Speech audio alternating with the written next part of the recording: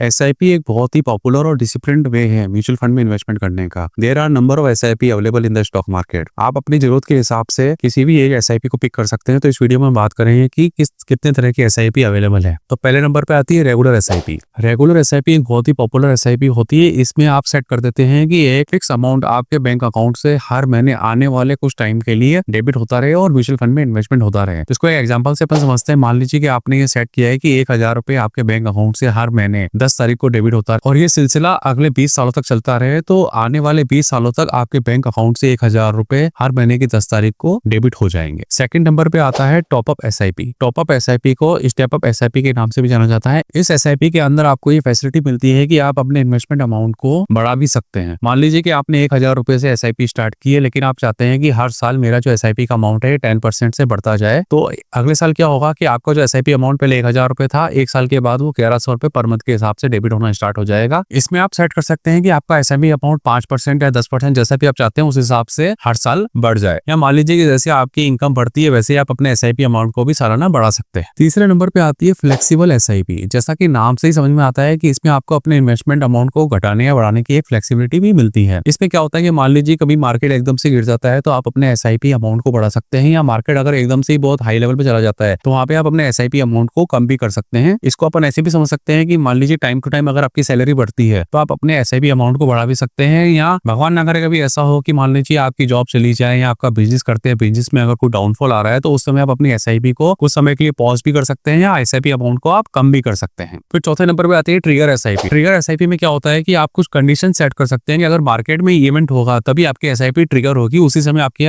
Bank account से वो पैसा डेबिट होगा। फिर पांचवें नंबर पे आती है परपेचुअल एसआईपी। परपेचुअल एसआईपी एक तरह की रेगुलर एसआईपी होती है, लेकिन इसमें क्या कोई एंड डेट नहीं होता है। जैसे रेगुलर एसआईपी में अपन पहले से टाइम सेट कर लेते हैं कि अपने को एसआईपी 10 साल के लिए करानी है, 15 साल के लिए करानी है या 20 साल के लिए करवानी है। परपेचुअल एसआईपी में ऐसा कुछ भी एंड डेट नहीं होती। जितना लंबा आप चाहें उतना लंबा आप इसमें इन्वेस्टमेंट कर सकते हैं। अगर वीडियो में दी गई जानकारी आपको पसंद आई हो तो वीडियो को लाइक कर दीजिए और चैनल को भी सब्सक्राइब कर दीजिए। Thank you.